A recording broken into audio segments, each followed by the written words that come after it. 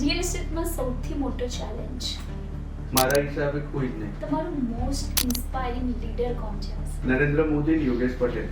MS પહેલા મને civil એન્જિનિયરિંગમાં એડમિશન મળ્યું.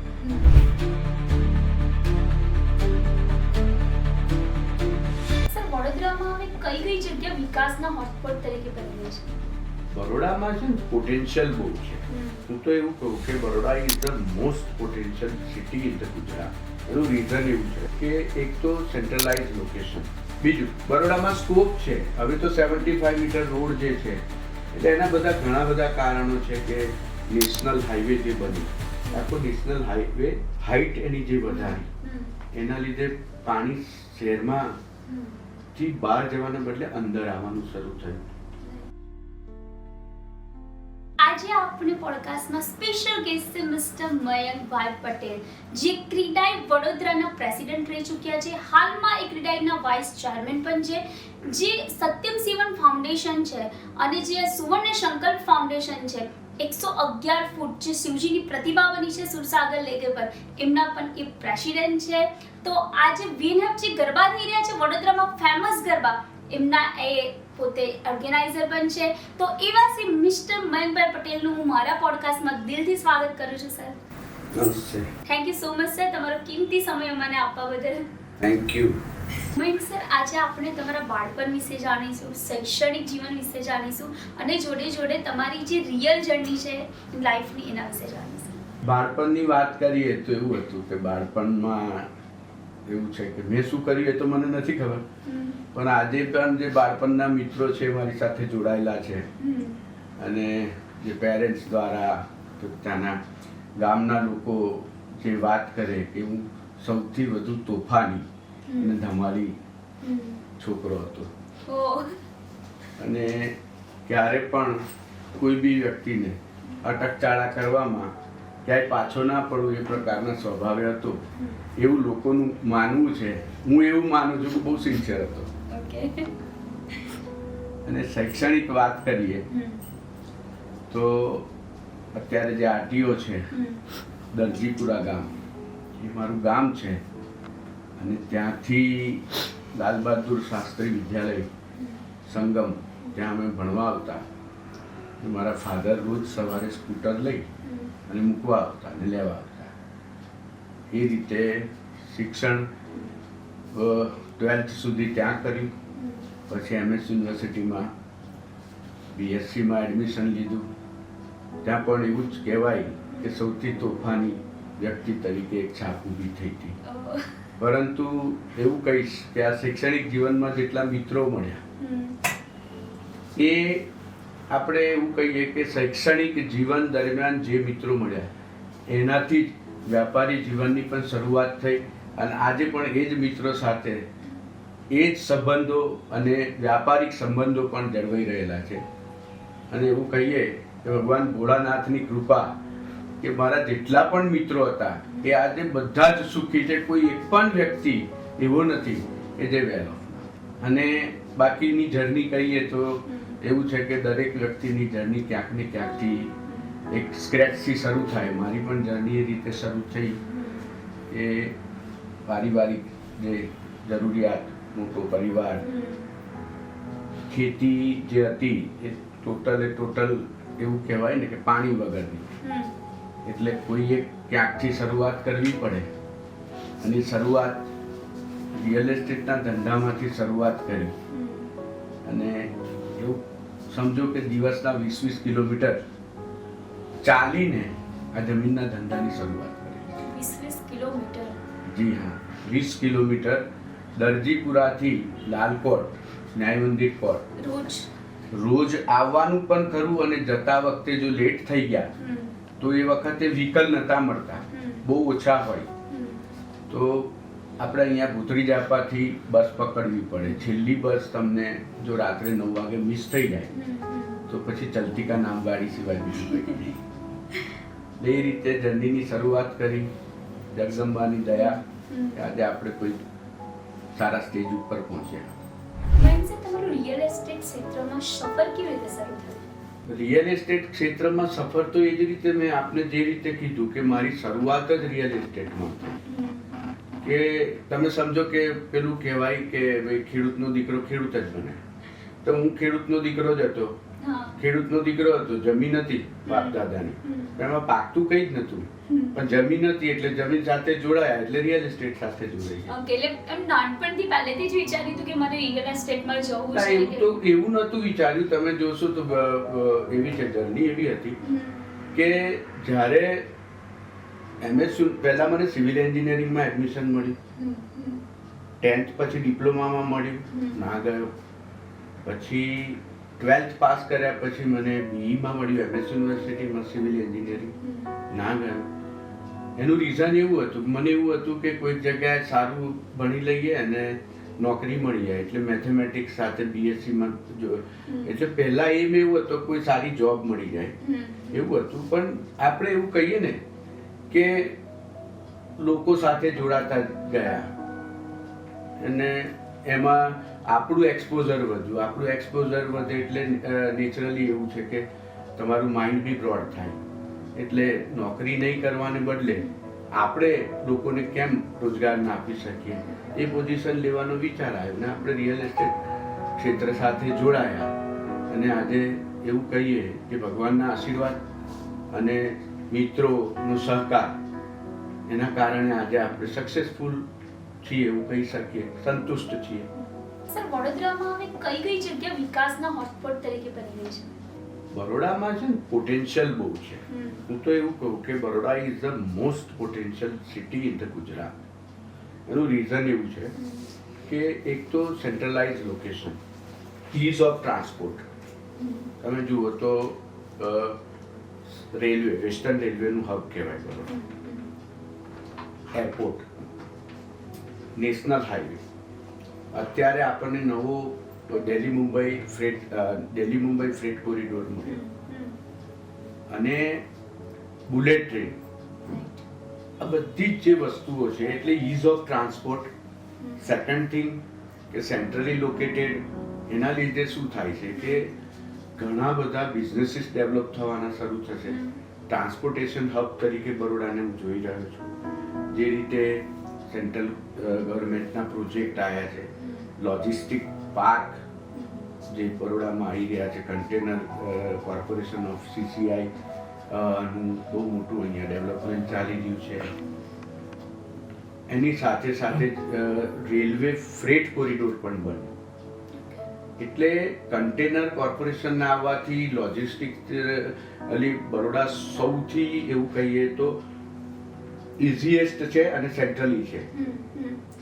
આના કારણે માઇગ્રેશન પણ બહુ વધવાના ચાન્સીસ છે. બીજું કે સૌથી મોટું reason Baroda is a education hub. Baroda is a education hub. આજે પણ એવું છે કે સમગ્ર ગુજરાતની અંદર કોઈને બી પોતાના બાળકોને ભણાવવા હશે તો પહેલો થોટ પ્રોસેસ આવે છે બરોડા. એટલે બરોડામાં એક માઇગ્રેશન એજ્યુકેશનનું પણ થઈ રહ્યું છે બાળકોને ભણાવવા માટે. તમે આપણે જોઈએ છે કે NRIs પણ એવું વિચારે છે કે ભાઈ ભલે એ લોકો NRI હોય, ત્યાં સિટીઝન હોય, પણ એમના બાળકોને ક્યાંક ને ક્યાંક એવું છે કે બરોડાની અંદર સ્ટે થાય. બરોડાનું culture, Baroda is a cultural capital of India. હું તો એમ કહું કે બરોડા સૌથી કલ્ચર સંસ્કારી નગરીનું બિરુદ આમ જ નથી મળ્યું. આપણી હેરિટેજ વેલ્યુ પણ એવી છે. બરોડા એક હેરિટેજ સિટી તરીકે તમે જુઓ. એટલે અને બીજું કે શું છે કે અફોર્ડેબલ લિવિંગ. બરોડાની કોસ્ટ ઓફ લિવિંગ સૌથી ઓછી છે. હું એમ કહું કે આણંદ ભરૂચ કરતાં પણ વડોદરાની કોસ્ટ ઓફ લિવિંગ ઓછી છે. એ પણ એક રીઝન છે કે લોકોને એજ્યુકેશન અફોર્ડેબલ રેટમાં મળે છે, લિવિંગ કોસ્ટ ઓછી છે, ટ્રાન્સપોર્ટેશન ઇઝ ઓફ ટ્રાન્સપોર્ટેશન છે. આનાથી વધારે શું જોઈએ? બીજું રિયલ એસ્ટેટની પ્રાઇસ જોઈએ તો કમ્પેર ટુ અમદાવાદ, સુરત, રાજકોટ, બરોડા કદાચ અડધાથી ઓછામાં છે. બીજું બરોડામાં સ્કોપ છે. હવે તો 75 મીટર રોડ જે છે એ ખુલી ગયો છે, આખો રિંગ રોડ. ઓલમોસ્ટ 50% ઉપર કામ બી થઈ ગયું છે. એટલે આ બધા એવું કહીએ કે આ બરોડાને ડેવલપ થવાના સૌથી મોટા ક્ષિતિજો ખુલ્યા છે. એટલે Baroda will be the most potential city of Gujarat એવું કહું. એટલે ઘણા બધા એવા સ્પોટ અહીંયા બહુ બધું પ્લાનિંગ ચાલી રહ્યા છે કે વડોદરાનું નામ હશે એક દિવસ કે નહીં, વડોદરા જેટલા વિકાસ માટે કઈ જગ્યા પર સ્પોટ નહીં હોય, રાઈટ?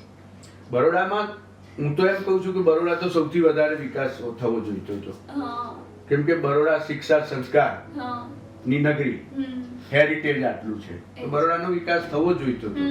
પણ એક ફેઝ આવ્યો કે જે આપણે કહીએ ને કે ક્યાંક ને ક્યાંક વડોદરાની ઉપેક્ષા થઈ અથવા વડોદરા રહી ગયું કોઈ બી કારણસર. પણ હવે વડોદરા અનસ્ટોપેબલ થયું છે અને વડોદરા પોતાની ગતિએ હરણફાળ ભરશે એવું દેખાય છે. સર, જોઈએ તો વિશ્વામિત્રી નદીમાં જે લાસ્ટ યર પૂર આવ્યું હતું તો ઘણા બધા લોકોના ઘરોમાં પાણી ભરાઈ ગયા, બહુ જ લોકોને નુકસાન થયું છે. તો સરકારે આ વર્ષમાં પૂર નહીં આવે એના માટે શું શું પગલાં લીધા છે? એ રીતે ગયા વર્ષે પૂર આવ્યું એ વરસાદ બી એટલો બધો પડ્યો હતો, સાથે સાથે એના ઘણા બધા કારણો હતા કે બરોડાની અંદર જે નેચરલ ગાયકવાડ સમયની અંદર વિશ્વામિત્રી નદી ઓવરફ્લો થાય તો એ પાણીના નિકાલ માટેના જે કાંસ હતા, જેમ કે મસીહા કાંસ હોય, એવા બધા ઘણા બધા કાંસ હતા જેમાંથી પાણી ડાયવર્ટ થઈને બહારથી ભેગું પાછું વિશ્વામિત્રીમાં જાય અને દરિયામાં નિકાલ થાય. એ પ્રકારની જે નેચરલ ગ્રેવિટી સાથેની જે સિસ્ટમ હતી એની સાથે જે છેડખાની થઈ, એટલે એવું કહેવાય કે જ્યારે કુદરત સાથે તમે છેડખાની કરો ને ત્યારે પ્રલય આવે. એટલે એના બધા ઘણા બધા કારણો છે કે નેશનલ હાઈવે જે બન્યો, આખો નેશનલ હાઈવે હાઈટ એની જે વધારી એના લીધે પાણી શહેરમાં થી બહાર જવાના બદલે અંદર આવવાનું શરૂ થયું. નેશનલ હાઈવે બનવાથી ઘણી બધી જગ્યાએ ઓવરબ્રિજીસ બનાવ્યા, બધું બનાવ્યું, પણ જે પાણીના નિકાલના નાળા હતા એ બંધ થઈ ગયા. પાણીના નિકાલના જે કાંસ હતા એના પર ટીપી સ્કીમો થઈ અને ટીપી સ્કીમોમાં ફાઇનલ પ્લોટો આપવામાં આવ્યા, એમાં બાંધકામ થયા. બધા જ કારણભૂત છે. અને બીજું કે અસહ્ય અને એવું કહેવાય કે આટલો અતિ ભારે વરસાદ એ બી કારણ હતું. અને ક્યાંક ને ક્યાંક વર્ષોથી વિશ્વામિત્રીમાં જે દબાણો થયા, પછી સફાઈ ના થઈ, આ બધા રીઝન જે હતા જેના કારણે પાણીનો પ્રવાહ આ વર્ષે જે વિશ્વામિત્રી પ્રોજેક્ટમાં સરકાર દ્વારા જે ઇનિશિયેટિવ લેવામાં આવ્યું કે ભાઈ એની એવું કહેવાય કે જે નેચરલ વેમાં કોઈ એના સ્પીસીસને નુકસાન ના થાય અને વિશ્વામિત્રી નેચરલ ફ્લોમાં પાણી નીકળે એ પ્રમાણે જે વ્યવસ્થા કરવામાં આવી છે એ વ્યવસ્થા જોતા એવું લાગે છે કે અત્યારે તો એવું કહેવાય કે ગયા વર્ષ કરતાં ઘણું બેટર થયું છે. વિશ્વામિત્રીમાં પાણીનો જે ફ્લો રોકાવાના કારણો તો એના નિરાકરણ બી દેખાઈ રહ્યા છે કે થયા છે. સરકારના કોર્પોરેશનના જે પ્રયત્નો છે, આપણે આશા રાખીએ કે અને ભગવાનને પ્રાર્થના કરીએ કે આવું ફરી ના બને. ભાઈ સર, આપણું વડોદરા ગુજરાતની મધ્યમાં છે, રાઈટ? જેવી રીતે તમે કીધું કે અમદાવાદ જવો તો સુરત જવો તો વડોદરાથી જ જવાય, કનેક્ટિવિટી બહુ સારી છે વડોદરાથી કે આપણે સ્ટેચ્યુ ઓફ યુનિટી જવાનો રસ્તો પણ વડોદરાથી જ છે. અને એવું આપણે કહીએ ને કે મહારાજા ગાયકવાડજીનો ઐતિહાસિક ધરોહર પણ વડોદરામાં જ છે, રાઈટ? તો એમ કમ્પેરેટલી વિકાસ માટે બધી રીતે જોવા જઈએ ને, જેમ કે રાજકોટ છે, ભાવનગર છે, સુરત છે, અમદાવાદ, જે રીતે રાજકોટનો વિકાસ થઈ રહ્યો છે, તો વડોદરા આટલું બધું વડોદરામાં છે તો કેમ વડોદરા આટલું પાછળ છે બધી જ રીતે? વડોદરાનો એવું કહીએ કે વિકાસ એક આખો ફેઝ આવ્યો તો 2012 પછીનો એક ફેઝમાં, જેમાં એક સાથે 40 કરતાં વધારે ટીપી સ્કીમો નાખીને બધી ટીપી સ્કીમો અટવાઈ ગઈ. એ ટીપી સ્કીમો અટવાઈ ગઈ અને ટીપી સ્કીમમાં આગળ કોઈ કામગીરી ના થઈ, કશું જ થયું નહીં. અને આ બધા કારણોસર શું થયું કે ડેવલપમેન્ટ બી અટક્યું અને સાથે સાથે શું થયું કે જે પણ ડેવલપમેન્ટ થયું એ હેફાઝાર થયું, આપણે એવું કહીએ. એટલે ક્યાંક ને ક્યાંક જે ટીપી સ્કીમો એક સાથે નાખી દીધી અને એ ટીપી સ્કીમોમાં પછી અધિકારીઓની ઉદાસીનતાને કારણે ટીપી સ્કીમો આગળ વધી નહીં, પેન્ડિંગ રહી, લેપ્સ થઈ ગઈ. જે માનનીય મુખ્યમંત્રી ભૂપેન્દ્રભાઈ પટેલ આવ્યા અને એમને આ ધ્યાન પર આવ્યું, ખેડાઈએ રજૂઆત કરી અને જે રોકડ ગતિએ કામ થતું હતું એની જગ્યાએ એકદમ બુલેટ ટ્રેનની જેમ બધી ટીપી સ્કીમોના નિકાલ થયા. એટલે અત્યારે આપ જોઈ રહ્યા છો કે જે વેસ્ટર્ન પાર્ટ ઓફ વડોદરા આપણે બાયલી, બીલ, ચાપડ, ચાણસદ સુધી ઇન્ફ્રાસ્ટ્રક્ચર તૈયાર થઈ ગયા. એવી જ રીતે આપણે જોઈએ તો વાઘોડિયા રોડ પર અણખોલ, આ તે બધે આમલિયારા, આ બધી જગ્યાએ ટીપી સ્કીમો ખુલી ગઈ અને ઇન્ફ્રાસ્ટ્રક્ચર થઈ ગયા. એટલે ઇન્ફ્રાસ્ટ્રક્ચર, કોર ઇન્ફ્રાસ્ટ્રક્ચર જ્યાં સુધી પ્રોપર ના હોય ત્યાં સુધી કોઈ પણ ડેવલપમેન્ટ હોય એને ડેવલપમેન્ટ પોસિબલ થતું જ નથી. એટલે હવે અને આ 75 મીટર રોડ, એટલે હવે જે આ છેલ્લા 2 વર્ષ 3 વર્ષની અંદર જે કામ થયા છે એનું રિઝલ્ટ આપણે જોઈ રહ્યા છે. અને ડેવલપમેન્ટ બી અત્યારે બરોડાનું ખૂબ સારું છે. આપણે આજે બરોડાની અંદર ફોરેનમાં જોતા હોય એવા બિલ્ડિંગ થતા થઈ ગયા છે, કેમ કે નવી જનરેશન, યંગ જનરેશન જે રિયલ એસ્ટેટમાં આવી છે એ જનરેશન ખૂબ સારા કામ કરે છે, ખૂબ સારા એલિવેશન, અને આપ જુઓ તો બહુ સારા સારા બિલ્ડિંગ હવે બની રહ્યા છે, હાઈરાઇઝ બની રહ્યા છે, બંગલોઝ થઈ રહ્યા છે. એટલે now it's time for Baroda. એટલે गुजरी को भूल जाते हैं और एक नई सुबह शुरू करते हैं, એવું આપણે કહીએ. નવી શરૂઆત આપણે આજથી કરીએ કે વડોદરા જે કાલે હતું એ બધું ભૂલી જવાનું, પણ નવી શરૂઆત વડોદરાની બહુ આગળ પડતા થવાની છે, રાઈટ? કે વિકાસ એનો આજે ને કાલે એકદમ કમ્પ્લીટ ડેવલપમેન્ટ થશે. આમાં શું છે કે આપણે કહીએ બે હાથે તાળી વાગે. ખાલી આપણે સરકાર કે સિસ્ટમ કે એડમિનિસ્ટ્રેશનને કોસું આ કરતા આપણે આપણી પોતાની રિસ્પોન્સિબિલિટી બી હોય. દરેક વ્યક્તિ જે સેક્ટર સાથે જોડાયેલો હોય એ સેક્ટર સાથે એની પોતાની પણ જવાબદારી હોય કે એ સેક્ટરને ઇઝ ઓફ ડુઈંગ બિઝનેસ બનાવવા માટે શું જરૂરિયાત છે. તો ફર્સ્ટ તમારી પોતાની જવાબદારી સમજો. તમે પોતાની જવાબદારી સમજશો તો અધિકારીઓ, સરકારે કરવું જ પડશે, એમાં છૂટકો જ નથી. પણ પહેલા આપણે કરવાની શરૂઆત કરીએ. યસ, એ જ ને કે વડોદરાના લોકોએ જે રીતે આપણે જોઈએ કે ટ્રાફિકના રૂલ્સ આટલા બધા બનાવ્યા છે, તો કોઈ ટ્રાફિકના રૂલ્સ ફોલો નથી કરતું. કદાચ કોઈ એક્સિડન્ટની ઘટના થઈ જાય કે મોટો બનાવ બની જાય તો થોડા ટાઈમ માટે લોકો ફોલો કરે છે, પણ ઓવરઓલ જોવા જઈએ ને તો વડોદરા ટ્રાફિકના જે રૂલ્સ છે ફોલો નથી થતા, એ જોઈ રહ્યા છે. એટલે લોકોએ પોતાનામાં ચેન્જ લાવવાનો છે બધી જ રીતે, રાઈટ? એકચ્યુઅલી એ હું પણ કાયમ કહું છું, અત્યારે તો ઘણું બેટર છે કે અત્યારે જે કેમેરા આયા, ફોટો પડી જાય છે અને ઘરે ચલણ જાય છે, એના કારણે આ થોડીક ડિસિપ્લિન આવી છે. પણ ફોર્સફુલ ડિસિપ્લિન કરતાં આપણે જ લોકો જ્યારે ફોરેન કન્ટ્રીમાં બધા જતા હોય છે ત્યારે દુનિયાભરની તમે ડિસિપ્લિન ફોલો કરો છો, કચરો આમ તેમ નથી નાખતા, એ બધું ત્યાં જઈને કરો છો. અહીંયા આવીને પછી તમે એવું સમજો છો કે આપણે નાખી દેવાનું, સરકાર રાખે છે સફાઈ કામદારો, એ લઈને ઉચકીને જતા રહેશે. એટલે અહીંયા આગળ આ ડિસિપ્લિન કરતા રિસ્પોન્સિબિલિટી ચૂકીએ છે. એટલે તમારે તમારી જવાબદારી પહેલા સાચવવી પડશે. તમે જવાબદારી સાથે, તમે ડિસિપ્લિન સાથે રહેશો તો બધાને એ વસ્તુમાં ફરક પડશે. એટલે ને કે સાથે રહીને કામ કરીશું તો વડોદરાનો વિકાસ 100% થવાનો છે. પણ પ્રજાએ સાથે મળીને જે ડિસિપ્લિન, જે પોઈન્ટ્સ આપણે વિકાસ માટે સાચવવાના છે, તો એના લીધે પોતાએ પણ ધ્યાન રાખવું જરૂરી છે. અને હું તો એમ કહું છું કે વડોદરા શિક્ષા, સંસ્કાર ને સંસ્કૃતિની નગરી, અને સ્વચ્છતાની અંદર વડોદરા ક્યાંય નથી આવતું આટલા વર્ષોથી. એમાં આપણે જવાબદાર છે.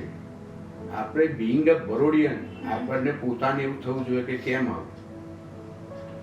2014 થી પ્રધાનમંત્રી સ્વચ્છતા માટે રોજ બ્યુગલ વગાડે છે. આપણા કાનમાં વાગવી જોઈએ અને આપણી જવાબદારી આપણે સમજવી પડશે. એટલે જેનું પેલું એવું કહે ને, મન સ્વસ્થ એનું તન સ્વસ્થ. એટલે આપણું મન સ્વચ્છ હશે તો આપણી આજુબાજુ આપણે સ્વચ્છતા રાખીશું. સર, સામાજિક પરિવર્તન લાવવાના દ્રષ્ટિકોણથી તમારું દ્રષ્ટિકોણ શું છે?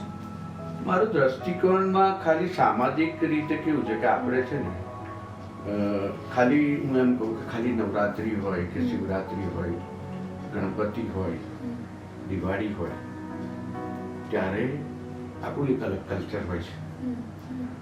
અને ત્યાર પછી આપણી જે જનરેશન છે એ ક્યાંક ને ક્યાંક પશ્ચિમી કલ્ચર તરફ જઈ રહી છે. ખોટું નથી, આપણે એવું નથી કહેતા ના જવું જોઈએ, પણ આપણી જે એવું કહીએ ને કે આપણી જે સંસ્કૃતિ છે, આપણું જે કલ્ચર છે, આપણી ગળથૂથી છે, એ ગળથૂથી ક્યાંક ને ક્યાંક છોડી રહ્યા છે. એટલે સૌથી મોટી આપણી જવાબદારી છે તે આપણી સાંસ્કૃતિક ધરોહર, આપણી ગળથૂથી જે છે, આપણા સંસ્કાર છે અને આપણું જે કલ્ચર છે એને સાચવવાની છે. આપણે એવું નથી કહેતા કે પશ્ચિમી કલ્ચર ના હોવું જોઈએ કે બધું અલગ વસ્તુ છે, પણ એનાથી પશ્ચિમની કોપી થવાથી ક્યાંક ને ક્યાંક આપણે માર્ગ ભટકી રહ્યા છે. અને સૌથી મોટી ચિંતાનો વિષય એ જે પશ્ચિમી કલ્ચરના કારણે જે દૂષણો વધી રહ્યા છે અને વડોદરા જેવા શહેરમાં વધી રહ્યા, એટલે સૌથી પહેલી જવાબદારી પેરેન્ટ્સની છે. એજ્યુકેશન ઇન્સ્ટિટ્યૂટ જેટલા હોય એમની પોતાની પણ છે કે આપણું કલ્ચર તો શીખવવું જોઈએ. આપણા કલ્ચરથી ભટકે એટલે એવું સમજો કે ધરોહર વિનાશ પહોંચે. એટલે અત્યારે એની સૌથી મોટી ચિંતા છે કે આગામી 10 વર્ષમાં જ આપણું કલ્ચર ક્યાં જશે. એટલે આપણું કલ્ચર ખાલી નવરાત્રી, તહેવાર, દિવાળી, ગણપતિ, શિવરાત્રી પૂરતું મર્યાદિત ન રહી અને આપણું કલ્ચર, આપણું ગ્રાસરૂટ સાથે આપણા બાળકો ચોટેલા રહે, એ આપણી જવાબદારી છે. મયંક સર, આજે વડોદરાના લોકોનો અવાજ બનીને તમારી સામે આવી છે કે વડોદરાના શિવ ભક્તોની એવી ઈચ્છા છે કે આજે શિવરાત્રીના દિવસે જે શિવજીની સવારી નીકળે છે અને આપણે જે મહાઆરતી કરીએ છીએ સુરસાગર લેક પર, તો આજે શ્રાવણ મહિનાના પવિત્ર દિવસો આવી રહ્યા છે, તો કોઈ પણ એક સોમવાર, એક દિવસ આપણે એક એવો રાખીએ કે તે પણ મહાઆરતી કરવામાં આવે, તો શું આ ઈચ્છા પૂર્ણ થઈ શકશે? આ વિચાર અમારા સમિતિમાં બહુ સમયથી વિચાર હેઠળ છે. આ વસ્તુ જનરલી એવું હોય છે કે શ્રાવણ મહિનામાં વરસાદનો સમય હોય અને આવું બધું હોય છે અને ઘણા બધા આપણે જે સુઝાવ મૂક્યો છે, સુઝાવ બીજા બધાની પણ લાગણી એવી છે, એના તરફ અમે વિચાર પણ કરી રહ્યા છે. જો ભોળાનાથ પર છોડીએ શું થઈ શકે. મારી પણ દિલથી એવી ઈચ્છા છે કે કોઈ એક સોમવારે મહાઆરતી કરવી છે. આપનો સુઝાવ ખૂબ સારો છે. કે હું પણ એક શિવ ભક્ત છું. મારી લાઈફમાં પણ શિવ ભક્તિના લીધે જ આજે લાઈફમાં હું એઝ અ સિંગલ મધર છું સર, કે લાઈફમાં ઘણા પડકારો હું એ પણ જોયા છે, પણ જ્યારથી હું શિવ ભક્તિ ચાલુ કરી છે ત્યારથી મારી પણ લાઈફ ચેન્જ થઈ છે. તો મારી પણ દિલથી ઈચ્છા છે કે આ આપણે વડોદરા શહેરના શિવ ભક્ત બધા જ લોકોનો પ્રશ્ન છે કે આપણે આ એમની પૂરી કરીએ છીએ. ચોક્કસ આ વિશે તરત વિચાર કરીને કંઈક થઈ શકે અને સારો વિચાર છે. બાકી શિવ પર છોડીએ. Thank you sir.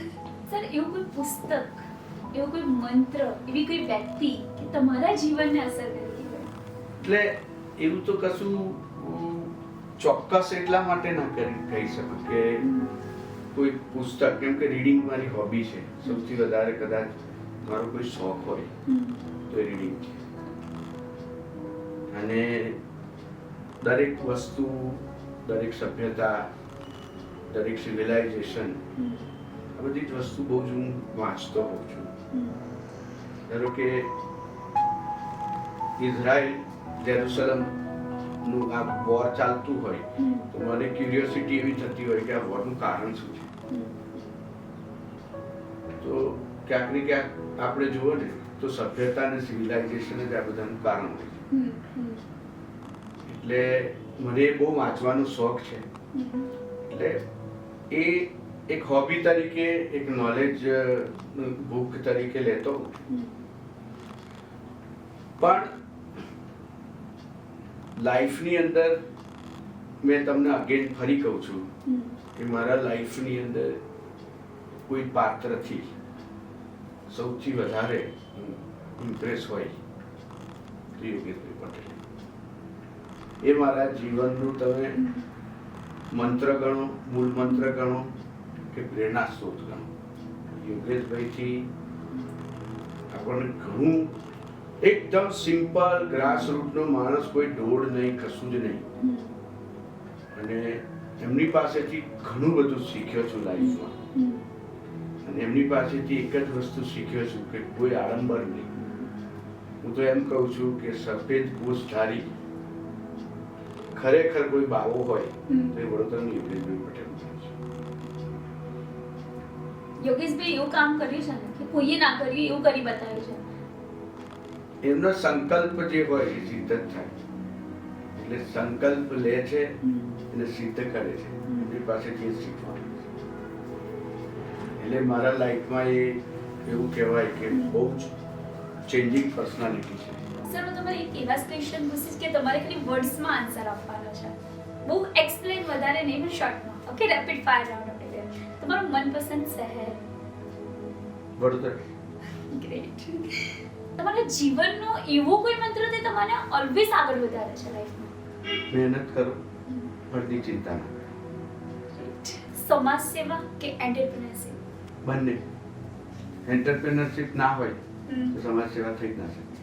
રિયલ એસ્ટેટમાં સૌથી મોટો ચેલેન્જ? મારા હિસાબે કોઈ જ નહીં. કોઈ જ નહીં? કશું જ નહીં. નાનો ચેલેન્જ પણ નહીં કોઈ? નો, ડોન્ટ થિંક. તમારું મોસ્ટ ઇન્સ્પાયરિંગ લીડર કોણ છે? મોસ્ટ ઇન્સ્પાયરિંગ લીડર બે છે, એક નહીં. હા તો બે કહી દો. નરેન્દ્ર મોદી અને યોગેશ પટેલ. ગ્રેટ. તમે રિલેક્સ થવું હોય, શાંતિ જોઈતી હોય તો તમે શું કરો? ટ્રાવેલ, મ્યુઝિક કે રીડિંગ? મ્યુઝિક. મ્યુઝિકનો શોખ કરે તમને? યસ. હવે સર મારે એવું પૂછવું છે કે આજે તમે આટલું બધું કરો છો રાઈટ, તો તમે તમારા ફેમિલી મેમ્બર્સનો શું સહકાર મળે છે જોડે જોડે? ફેમિલી મેમ્બર્સને બી ખબર જ છે કે એની ધૂનમાં જ રહેવા. મીન્સ એમને જે કરવું છે તે કરવાના જ છે. અમે ના પાડીશું, હા પાડીશું, પણ એમની દિલની વાત છે પૂરી કરશે જ. પૂરો સપોર્ટ જ રહે છે એમ. ઓકે. વાત કરીએ આપણે, વિચારતા હોય તો દીકરી છે એમ કે ડેડી ફ્રી છો? એટલે બાજુમાં બેઠા હોય તો ડેડી ફ્રી છો? એટલે આપણે કે હા બેટા, તો પછી વાત કરશે. અને વાઈફ છે એ પણ કે આપણે મગજ અહીંયા, મગજ જુદે છે ને કે અહીંયા બેઠા છો, એટલે આપણે કહીએ કે ના બંને જાય. હા તો હું વાત એ બેઝિક નેચર છે. અને I have a good supportive family. બધા સાથે મળીને આજે આટલા આગળ તમે તો જ ને તમે આટલું બધું કરી શકો છો. ને તો એક વસ્તુ ચલો માણસ કરી શકે, પણ આટલું બધું કરવાનું પોસિબલ એક ફેમિલીને સહકારથી મળે છે સર. ભગવાનના આશીર્વાદ. થેન્ક યુ સર, તમે આજે મને આટલો કિંમતી સમય આપ્યો, અમારા પોડકાસ્ટમાં આવ્યા અને વડોદરાના નાગરિકોને વડોદરાના વિકાસ માટેના જે જવાબો તમે આપ્યા છે કે જો તમે આગળ જે પ્રોસેસ કરવાના છે એના ઘણું બધું મને ગમ્યું ને કંઈક ને કંઈક આપણા વ્યુઅર્સને શીખવા પણ ઘણું બધું મળ્યું છે. અને તમારો થેન્ક યુ, આભાર. થેન્ક યુ, આભાર, નમસ્કાર. સર આપણા શિવ ભક્તો માટે કંઈક સંદેશો આપવા માંગશે? શિવ ભક્તોને સંદેશો તો એ એક જ છે કે આ જે વડોદરાની ધરોહર છે, શિવજીની પ્રતિમા, શિવજી કી સવારી અને વડોદરાના નવનાથ, એની રક્ષા, સુરક્ષા અને એનું જતન વડોદરાના શિવ ભક્તોએ કરવાનું છે. અને આ ધરોહર અને આ પ્રથા એ વડોદરાની એક સંપ્રદાય થઈ ગયો છે. એક એવું કહીએ કે વડોદરાની આ શિવજી કી સવારી એ વિશ્વભરમાં એટલી પ્રચલિત થઈ છે કે જેમ જગન્નાથજી, ભગવાન જગન્નાથજીની રથયાત્રા હોય એ જ રીતે શિવજી કી સવારી વર્ષો વર્ષ નિરંતર સૂરજ ચાંદ તપે ત્યાં સુધી શિવ ભક્તો થકી નીકળતી રહે તેવી શિવ ભક્તોને મારા હૃદયથી પ્રાર્થના. આજે આપણે મયંક સર દ્વારા જે પણ આપણે જોયું, જે પણ આપણે શીખ્યા, વડોદરાના વિકાસ માટે જે કામગીરી ચાલી રહી છે અને જે શિવ ભક્ત છે 111 ફૂટ ઊંચી આપણી જે પ્રતિમા છે એનું પર આપણે ઘણું બધું મયંક સર દ્વારા આપણે રજૂઆત કરીને એમને જવાબ પણ બહુ સારી રીતે આપ્યા. તો તમે એક વડોદરાના વ્યક્તિ છો તો આજે આ પોડકાસ્ટ એન્ડ સુધી દેખજો અને વડોદરાના એક એક વ્યક્તિ સુધી તમે આ પોડકાસ્ટને શેર કરજો. Thank you so much. ફરીથી નવા ગેસ્ટ સાથે હું મળીશ. આપ ચેનલને સબસ્ક્રાઇબ ફોલો કરવાનું ના ભૂલતા. Thank you.